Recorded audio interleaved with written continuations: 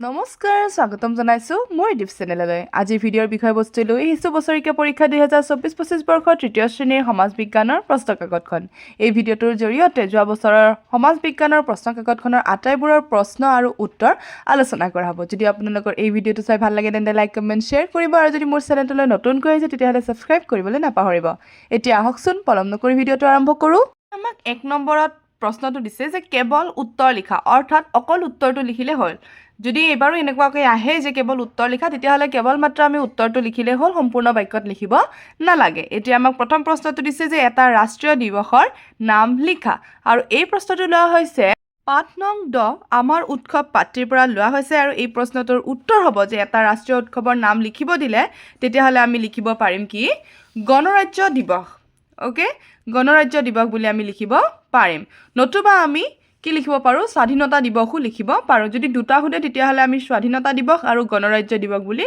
লিখি দিম হ'ব তাৰ পিছত আমাক খ প্ৰশ্নটো সুধিছে যে পোহৰৰ উৎসৱ বুলি কোনটো উৎসৱক কোৱা হয় আৰু এই প্ৰশ্নটো লোৱা হৈছে লেসন নম্বৰ 10 আমাৰ উৎসৱ পাত্ৰীৰ পৰা লোৱা হয় আৰু পোহৰৰ উৎসৱ বুলি ক'লে আমি সকলোৱে জানো কাক কোৱা হয় দীপাৱলী বা দেৱালীক কোৱা হয় ইয়াতে মই লিখি ৰাখিছো দীপাৱলী বুলি ঠিক আছে বা আমি দেৱালীও লিখিলে কিন্তু ভুল নহব তাৰ পিছত আমাক গ প্ৰশ্নটো দিছে মহাবাহু শব্দৰ অৰ্থ কি আৰু এই প্ৰশ্নটো লোৱা হৈছে লেসন নম্বৰ 2 নদ নদী পাত্ৰীৰ পৰা লোৱা হৈছে অৰ্থাৎ দুই পাঠৰ পৰা লোৱা হৈছে নদ নদী পাঠৰ পৰা আৰু ইয়াৰে উত্তৰটো হ'ব মহাবাহু শব্দৰ অৰ্থ বৰ শক্তিশালী তাৰ পিছত আমাক ঘ প্ৰশ্নটো দিছে অসমৰ এখন নদীৰ নাম লিখা আৰু এই প্ৰশ্নটো লোৱা হৈছে লেসন নম্বৰ 2 নদ নদী পাত্ৰীৰ পৰা লোৱা হৈছে আৰু ইয়াৰে উত্তৰটো হ'ব ব্ৰহ্মপুত্ৰ নদী অৰ্থাৎ অসমৰ এখন নদীৰ যদি নাম লিখিবলৈ দিয়ে তেতিয়াহ'লে আমি ব্ৰহ্মপুত্ৰ লিখিব পাৰো তাৰ পিছত আমাক 19 নম্বৰটো দিছে গংগা নদীৰ উৎপত্তি স্থল ক'ত আছে লিখা আৰু এই প্ৰশ্নটো লোৱা হৈছে লেসন নম্বৰ 2 নদ নদীৰ পৰাই দিয়া হৈছে আৰু ইয়াৰে উত্তৰটো হ'ব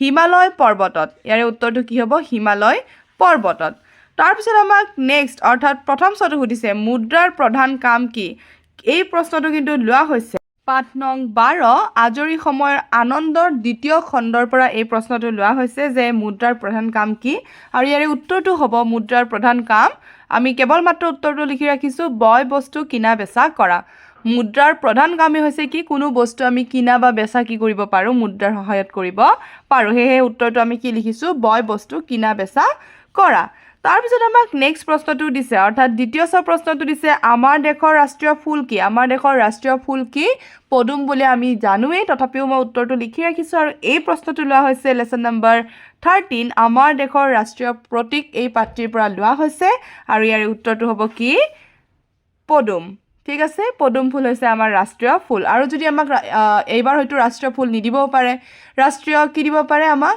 ৰাষ্ট্ৰীয় চিহ্ন দিব পাৰে ৰাষ্ট্ৰীয় চৰাই দিব পাৰে হয়নে ৰাষ্ট্ৰীয় জন্তু দিব পাৰে হেহে আমাৰ কিতাপত যিখিনি আছে সেইখিনি কিন্তু আমি পঢ়িবলৈ কি কৰিব লাগিব চেষ্টা কৰিব লাগিব যাতে পৰীক্ষাত যিয়ে আহে আমি তাকে লিখিব পাৰিম এতিয়া আমাক নেক্সট প্ৰশ্নটো কি দিছে সেইটো চাই লৈছো অসমৰ বৰ্তমানৰ মুখ্যমন্ত্ৰী গৰাকীৰ নাম কি আৰু এই প্ৰশ্নটো লোৱা হৈছে 8 নং 7 শাসন ব্যৱস্থাৰ পৰা লোৱা হৈছে আৰু ইয়াৰে উত্তৰটো আমাৰ বৰ্তমানৰ মুখ্যমন্ত্ৰী যিজন হয় সেইজনৰ নামটো আমি লিখি দিলে হৈ গ'ল ঠিক আছে আৰু ইয়াৰে উত্তৰ কি হ'ব ডক্টৰ হিমন্ত বিশ্ব শৰ্মা তাৰ পিছত আমাক নেক্সট দিছে অৰ্থাৎ ঝটো দিছে মানৱ সমাজৰ আটাইতকৈ সৰু গোটটো কি পাঠ নং 7 আমাৰ শাসন ব্যৱস্থাৰ পৰা এই প্ৰশ্নটো লোৱা হৈছে আৰু এই প্ৰশ্নটোৰ উত্তৰটো হ'ব যে মানৱ সমাজৰ আটাইতকৈ সৰু গোটটো হৈছে কি পৰিয়াল মই ইয়াতে ধুনীয়াকৈ লিখি ৰাখিছো পৰিয়াল হ'ব তাৰ পিছত আমাক নেক্সট প্ৰশ্নটো কি দিছে অৰ্থাৎ নিয়ত আমাক দিছে আমাক চৰকাৰে আগবঢ়োৱা যিকোনো এটা ৰাজহুৱা সেৱাৰ নাম লিখা অৰ্থাৎ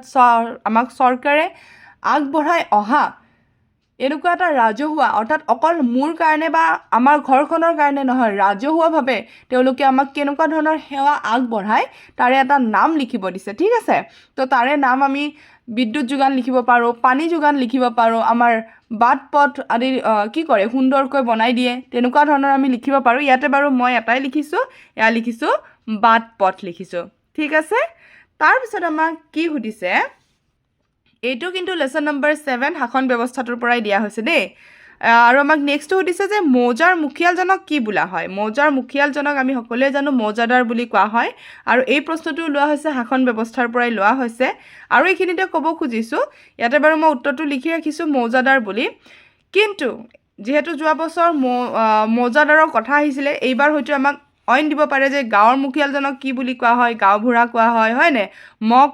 মহকুমাৰ মুখিয়ালজনক মহকুমা অধিপতি বুলি কোৱা হয়, জিলাৰ মুখিয়ালজনক জিলাধিপতি বুলি কোৱা হয় বা উপায়ুক্ত বুলি কোৱা হয়। এনেকুৱা ধৰণৰ কথাবিলাক কিন্তু আমি পঢ়িব লাগিব, হ'ব? অকল এনেকুৱা নহয় যে মৌজাদাৰ আহিছিলে আমি মৌজাদাৰটোৱে লিখিম, তেনেকুৱা নহয়। তো যিখিনি কিতাপত আছে আটাইখিনি যাতে আমি পঢ়ি শেষ কৰিব পাৰোঁ সেইটো লক্ষ্য ৰাখিলে হ'ল। এতিয়া আমাক নেক্সটটো সুধিছে আমেৰিকাৰ মুদ্ৰাক কি বোলা হয়? আৰু এইটো আমাৰ যিটো আজৰি সময়ৰ পাঠ দিয়া আছে নহয়, তাৰে সেই দ্বিতীয় অংশৰ পৰাই দিয়া হৈছে, আজৰি সময়ৰ আনন্দ, তাৰ দ্বিতীয় অংশৰ পৰাই এইটো দিয়া হৈছে। আমেৰিকাৰ মুদ্ৰাক আমি কি বুলি কওঁ? ডলাৰ বুলি কওঁ। কি বুলি কওঁ? ডলাৰ বুলি কওঁ। এতিয়া আমাক 2 নম্বৰ দিছে ক অংশৰ লগত খ অংশ মিলোৱা, সমান চিন দি মিলোৱা। ক অংশত আমাক দিয়া আছে কেইটামান আৰু খ অংশটো দিয়া আছে কেইটামান, গোটেইকেইটা অমিলকৈ বৰ্তমান দিয়া হৈছে। সেইকেইটাৰ মিল চাই পেলাই আমাক কি কৰিব দিছে? মিলাব দিছে। আৰু কেনেকৈ মিলাব দিছে? সমান চিন ব্যৱহাৰ কৰি পেলাই মিলাব দিছে। আৰু কেনেধৰণে সমান চিন দি মিলোৱা হয় মই এইখিনিতে দেখুৱাবলৈ চেষ্টা কৰিম। ইয়াতে দিছে কেইবাটাও মৌজা লগ হৈ কোনটো উত্তৰ হ'ব? মহকুমা গঠন হয়। ঠিক আছে, এইটো উত্তৰ দি আমি কেনেধৰণে লিখিম? এনেধৰণে, কেইবাটাও মৌজা লগ হৈ একোটা মহকুমা গঠন হয়। তাৰপিছত আমাক খটো দিয়া হৈছিলে যে জাপানৰ মুদ্ৰাক কি বুলি কোৱা হয়? য়েন বোলা হয়। মই ইয়াৰ পৰাই দেখাই গৈছোঁ দেই। চমাংকান কাৰ্বিসকলৰ উৎসৱ। ৰাছিয়াৰ মুদ্ৰাক ৰুবল বোলা হয়। কেইবাটাও চুবুৰী লগ হৈ গাঁও গঠন হয়। টুটু পূজা চাহ জনজাতিসকলৰ উৎসৱ। আমাৰ জাতীয় পতাকা নামৰ কবিতাটো কবি নৱকান্ত বৰুৱাই লিখিছিল। আমাৰ ৰাষ্ট্ৰীয় সংগীতটো কবিগুৰু ৰবীন্দ্ৰনাথ ঠাকুৰে ৰচনা কৰিছিল। ঠিক আছে, তো এইখিনি এনেধৰণে আমি সমান চিন দি পেলাই কি কৰিব লাগিব? মিলাব লাগিব। কাৰণ আমি যদি এনেকৈ আচ পাৰি মিলাওঁ তেতিয়াহ'লে কি হয়? মিলোৱাবোৰ খেলি মেলি হয়। আমি যদি এনেধৰণে সমান চিন দি মিলাই যাওঁ তেতিয়াহ'লে আমি কোনটো প্ৰশ্নৰ উত্তৰ কি ধৰণে লিখিছোঁ সেইখিনি স্পষ্ট হৈ যায়, হ'ব? এতিয়া আমাক নেক্সট কি দিছে, অৰ্থাৎ 3 নম্বৰ কি দিছে সেইটো চাইছোঁ। 3 নম্বৰ দিছে খালী ঠাই পূৰ কৰা, কেৱল শব্দটোহে লিখিবা। কেৱল মাত্ৰ উত্তৰ বহীত শব্দটো লিখিবলৈ দিছিলে যোৱা বছৰ, এইবাৰো যদি এনেধৰণে দিয়ে তেতিয়াহ'লে কেৱল মাত্ৰ উত্তৰটো লিখিলে হ'ল। যে আমাৰ ৰাজ্য অসমক কি বুলি কোৱা হয়? নদী প্ৰধান ৰাজ্য বুলি কোৱা হয়। খটো পানীৰ সোঁতে নদীখনৰ পাৰৰ মাটি খহাই নিয়া কাৰ্যক গৰাখহনীয়া বুলি কোৱা হয়। বহুতো জিলা লগ হৈ এখন ৰাজ্য গঠিত হয়। যিহেতু বহুতো জিলা লগ হৈ এখন ৰাজ্য গঠিত হয় বুলি ইয়াতে এটা প্ৰশ্ন পালোঁ, ঠিক তেনেধৰণে আহিব পাৰে যে বহুতো ৰাজ্য লগ লাগি কি হয়? তেতিয়া বহুতো ৰাজ্যৰ লগ লাগি কি হ'ব পাৰে? এখন দেশ গঠন হ'ব পাৰে। এইখিনি কথা মনত ৰাখিলে হ'ল যে মহকুমাবোৰ লগ লাগি এখন জিলা গঠন হ'ব, জিলাসমূহ লগ লাগি এখন ৰাজ্য গঠন হ'ব, আৰু বহুকেইখন ৰাজ্য লগ লাগি এখন কি গঠন হ'ব? দেশ গঠন হ'ব। এইকাৰণে মই কৈ দিছোঁ যদি এইটো নাহে বেলেগকেইটা আহিলেও যাতে আমি পাৰোঁ। তাৰপিছত আমাক ঘৰটো দিছে ৰাজ্য দেশ চলাবলৈ যিবোৰ নীতি নিয়ম ঠিক কৰি লোৱা হয় সেইবোৰক শাসন নীতি বোলা হয়। ঙটো দিছে আনৰ মতামতক আমি সন্মান কৰা উচিত। প্ৰথম চটো দিছে কঙালীয়ে অভাৱ থকাকে বুজায়। দ্বিতীয় চটো দিছে মাঘৰ বিহুক ভোগৰ উৎসৱ ভোগালী বিহু বোলা হয়। বৰ্গীয়া চটো দিছে আমাৰ দেশ ভাৰতৰ মুদ্ৰাক টকা বুলি কোৱা হয়। ঝটো দিছে অশোক স্তম্ভটোত দেৱনাগিৰি আখৰেৰে সত্যমেৱ জয়তে বুলি লিখা আছে। নিয়টো দিছে অশোক স্তম্ভটোত 4টা সিংহৰ প্ৰতিমূৰ্তি আছে। এই আটাইখিনি কিন্তু আমি খালী ঠাই পূৰ কৰা হওক যি আছে আমাৰ পাঠভিত্তিক তাত কিন্তু আমি পাম, তাৰ পৰাও পঢ়িব লাগিব। আৰু লগতে অকণমান লেচনবোৰ যদি আমি লাইন বাই লাইন পঢ়ি যাওঁ তেতিয়াহ'লে প্ৰায়খিনি কিন্তু আমি উত্তৰ নিজাববীয়াকৈ কৰিবলৈ চেষ্টা কৰিব পাৰিম। এতিয়া আমাক 4 নম্বৰটো কি দিছে এইটো চাইছোঁ। হয় নে নহয় লিখা, কেৱল হয় বা নহয় এইকেইটা লিখিলে হৈ গ'ল। ঠিক আছে, কটো দিছে নদীৰ পানীয়ে কঢ়িয়াই অনা বয় বস্তুবোৰক পলস বোলা হয়। খটো দিছে খোৱা বস্তু পানী আৰু বিদ্যুতৰ অপব্যয় কৰিব লাগে, এইটো কি হ'ব? নহয়। গটো দিছে সাধাৰণতে ডাঙৰ নদীৰ মোহনা অঞ্চলতে ব-দ্বীপৰ সৃষ্টি হয়, এইটো কি হ'ব? হয়। ৰাজ্য বা দেশৰ শাসন চলাবলৈ একোখন চৰকাৰ থাকে, তো এইটো কি হ'ব? হয় হ'ব। তাৰপিছত ঙটো দিছে ঘৰখনৰ পৰিৱেশ লেতেৰা আৰু অপৰিষ্কাৰ হ'ব লাগে, এইটো নহয় হ'ব। খেলত জয় আৰু পৰাজয়ক সহজভাৱে ল'ব নালাগে, এইটো নহয় হ'ব। আমাৰ তিনিওটা বিহুকে কৃষিভিত্তিক উৎসৱ বোলা হয়, এইটো হয় হ'ব। ভ্ৰমণে আন ৰাজ্য বা দূৰৰ ঠাইলৈ যোৱাটোকে বুজায়, এইটো নহয় হ'ব। আমাৰ ৰাষ্ট্ৰীয় প্ৰতীকটোৰ 3টা অংশ আছে, এইটো নহয় হ'ব। পশ্চিমবংগৰ সুন্দৰবন হৈছে এটা ব-দ্বীপ, এইটো হয় হ'ব তাৰপিছত আমাক নেক্সট 5 নম্বৰ দিছে উত্তৰ লিখা ক দুটা ধৰ্মীয় উৎসৱৰ নাম লিখা মই ইয়াৰে আটাইখিনি উত্তৰ লিখি ৰাখিছোঁ তাৰ পৰাই দেখুৱাবলৈ চেষ্টা কৰিম যেহেতু আমাক প্ৰথম প্ৰশ্নটো সোধা হৈছিলে দুটা ধৰ্মীয় উৎসৱৰ নাম সেয়েহে উত্তৰটো ধুনীয়াকৈ লিখা হৈছে যে দুটা ধৰ্মীয় উৎসৱৰ নাম হ'ল দুৰ্গা পূজা আৰু ঈদ ঠিক আছে তাৰপিছত আমাক নেক্সট প্ৰশ্নটো সুধিছিলে নদীৰ পাৰত গঢ়ি উঠা দুটা সভ্যতাৰ নাম লিখা মই ধুনীয়াকৈ এইকেইটা সম্পূৰ্ণ বাক্যত লিখি ৰাখিছোঁ নদীৰ পাৰত গঢ়ি উঠা দুটা সভ্যতাৰ নাম হ'ল হিন্দু সভ্যতা আৰু ইজিপ্তীয় সভ্যতা তাৰপিছত আমাক নেক্সট অৰ্থাৎ গ প্ৰশ্নটো সুধিছে বড়ো আৰু মিচিংসকলে পালন কৰা একোটাকৈ উৎসৱৰ নাম লিখা ইয়াৰ উত্তৰটো হ'ব বড়ো আৰু মিচিংসকলে পালন কৰা একোটাকৈ উৎসৱৰ নাম হ'ল বড়োসকলে বাথৌ পূজা পালন কৰে আৰু মিচিংসকলে আলি আই লৃগাং পালন কৰে মই ধুনীয়াকৈ লিখি ৰাখিছোঁ দেখিবলৈ পোৱা গৈছে নহয় তাৰপিছত আমাক নেক্সট সুধিছে আমাৰ ৰাষ্ট্ৰীয় পতাকা সদায় উৰি থকা যিকোনো দুটা বিশেষ স্থানৰ নাম লিখা তো ইয়াৰে উত্তৰটো হ'ব আমাৰ ৰাষ্ট্ৰীয় পতাকা সদায় উৰি থকা যিকোনো দুটা বিশেষ স্থানৰ নাম হ'ল ভাৰতৰ উচ্চতম ন্যায়ালয় আৰু উচ্চ ন্যায়ালয় এতিয়া কথাটো হৈছে এই দুটা এইকাৰণে মনত ৰাখিবলৈ সহজ হ'ব কাৰণ ইয়াতে উচ্চ আৰু অকল টমটো বহুৱা গৈছে আৰু ইয়াতে টমটো গুচাই দিয়া গৈছে উচ্চতম ন্যায়ালয় আৰু উচ্চ ন্যায়ালয় ঠিক আছে এই দুটা মনত ৰাখিবলৈ চেষ্টা কৰিলে হ'ল বাকি 4-5টা আহিলে বাৰু আকৌ পঢ়িব লাগিব কিতাপত আছে তাৰপিছত আমাক নেক্সট দিছে মুদ্ৰাক প্ৰধানকৈ কি ভাগত ভাগ কৰা হয় লিখা মই ইয়াতে এনেকৈ ধৰণে লিখি ৰাখিছোঁ যে মুদ্ৰাক প্ৰধানকৈ দুটা ভাগত ভাগ কৰা হয় হয়তো এবাৰ আহি যাব পাৰে যে কেইটা ভাগত তো সেইকাৰণে মই লিখি দিছোঁ দুটা ভাগত ভাগ কৰা হয় প্ৰথমটো ধাতুৰে নিৰ্মিত মুদ্ৰা আৰু দ্বিতীয়টো কাগজেৰে নিৰ্মিত মুদ্ৰা এতিয়া ধাতুৰে নিৰ্মিত মুদ্ৰাসমূহক উদাহৰণ দিব দিলে আমাৰ কেনেকুৱা হ'ব আমাৰ যিবিলাক 1 টকা 2 টকা এনেকুৱাবিলাক আছে যে তেনেকুৱাবিলাক আৰু কাগজেৰে নিৰ্মিত মুদ্ৰাবিলাক 50 টকীয়া নোট হয়নে 500 টকীয়া নোট 200 টকীয়া নোট এনেকুৱা ধৰণৰ বিলাকক আমি কাগজেৰে নিৰ্মিত মুদ্ৰা বুলি কওঁ তাৰপিছত আমাক নেক্সট প্ৰশ্নটো দিছে প্ৰথম চাওক কাৰ্তিক পূৰ্ণিমা কোনজন ধৰ্মগুৰুৰ জন্মদিন আৰু এই জন্মদিনটোক কি উৎসৱ বুলি কোৱা হয় আৰু ইয়াৰে উত্তৰটো হ'ব কাৰ্তিক পূৰ্ণিমা শিখ ধৰ্মগুৰু নানকৰ জন্মদিন এই জন্মদিনটোক গুৰু পৰৱ উৎসৱ বুলি কোৱা হয় তাৰপিছত আমাক নেক্সট অৰ্থাৎ দ্বিতীয় ছটো সুধিছে আমাৰ দেশ ভাৰতৰ বৰ্তমানৰ প্ৰধানমন্ত্ৰী আৰু ৰাষ্ট্ৰপতিৰ নাম লিখা এতিয়া আমি জানো আমাৰ প্ৰধানমন্ত্ৰীৰ সকলোৱে নাম জানো নৰেন্দ্ৰ মোদী কিন্তু নৰেন্দ্ৰ মোদী দেৱৰ সম্পূৰ্ণ নামটো মই ইয়াতে লিখিবলৈ চেষ্টা কৰিছোঁ যাতে সকলোৱে এই নামটো জানি থয় নৰেন্দ্ৰ মোদীৰ সম্পূৰ্ণ নামটো হৈছে নৰেন্দ্ৰ দামোদৰ দাস মোদী ওকে এনেধৰণে উত্তৰটো লিখিব লাগিব যে আমাৰ দেশ ভাৰতৰ বৰ্তমানৰ প্ৰধানমন্ত্ৰীৰ নাম হ'ল নৰেন্দ্ৰ দামোদৰ দাস মোদী বা নৰেন্দ্ৰ মোদী আৰু ৰাষ্ট্ৰপতিৰ নাম হ'ল দ্ৰৌপদী মুৰ্মু ওকে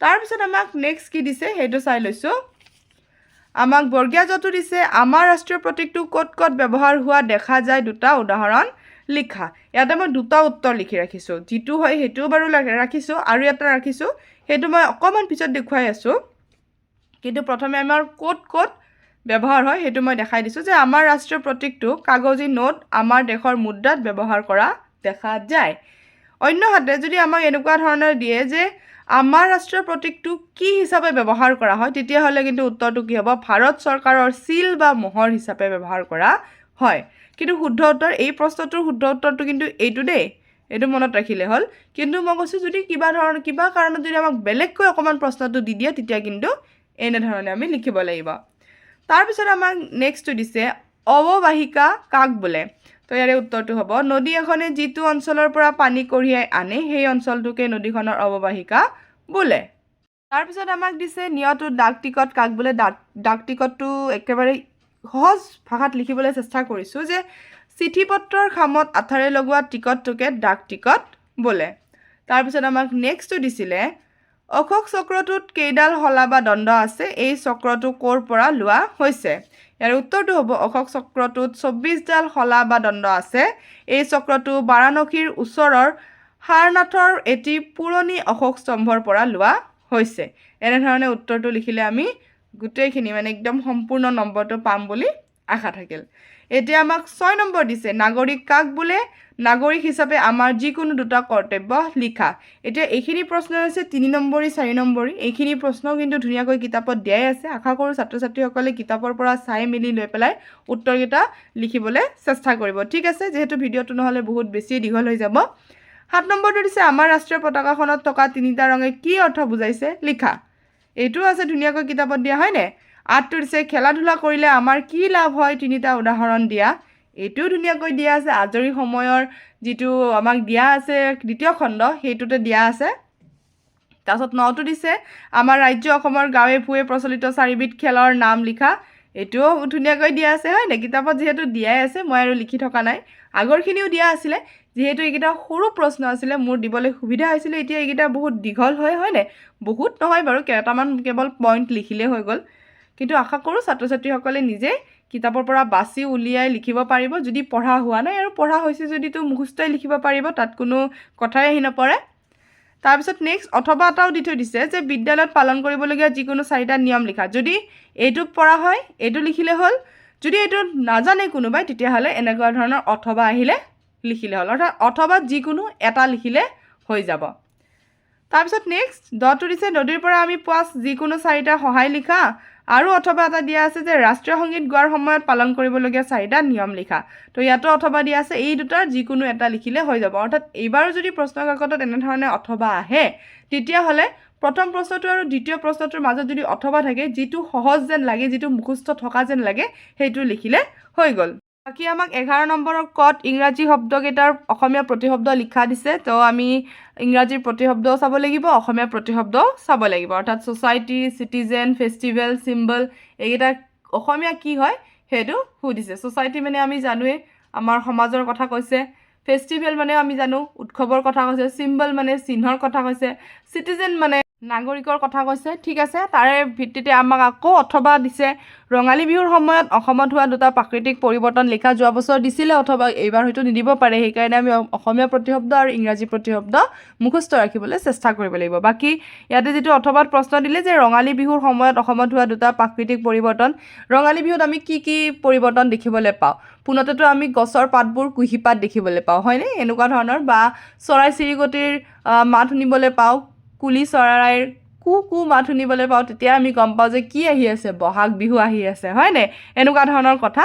আমি কিছুমান কথা কিন্তু কিতাপত নপঢ়িলে আমি যিখিনি প্ৰকৃতিত দেখি আহিছোঁ সেইখিনিও আমি কিছুমান লিখিব পাৰোঁ দেই, যদি আমি প্ৰশ্নটো বুজি পাওঁ যে কি কথা বুজাইছে প্ৰশ্নটোৰ দ্বাৰা। বাৰু যা নহওক, এতিয়া খটোতো দিছে আমাক ক অংশৰ দ্বাৰা খ অংশ সমান চিন দি পেলাই মিলাব দিছে। অৰ্থাৎ ইয়াতে ধুনীয়াকৈ অসমীয়া প্ৰতিশব্দ দিয়া আছে আৰু ইয়াতে ইংৰাজী কোনটোৰ লগত কোনটো মিলে সেইটো লিখিব দিছে। তাৰ বিনিময়ত কিন্তু আৰু এটা প্ৰশ্ন দিছে যে মোহনা কাক বোলে, নদী একোখনৰ সৃষ্টি কেনেকৈ হয়, 2টা কাৰণ লিখা। এইটো এটা প্ৰশ্ন দিয়া আছে, এইটো আমি লিখিব পাৰোঁ যে মোহনা কেনেধৰণে হ'ব পাৰে আৰু নদী একোখনৰ কেনেকৈ সৃষ্টি হয় তাৰে 2টা কাৰণ লিখিব দিছে। তো আজিৰ কাৰণে থেংক ইউ ফৰ ৱাচিং।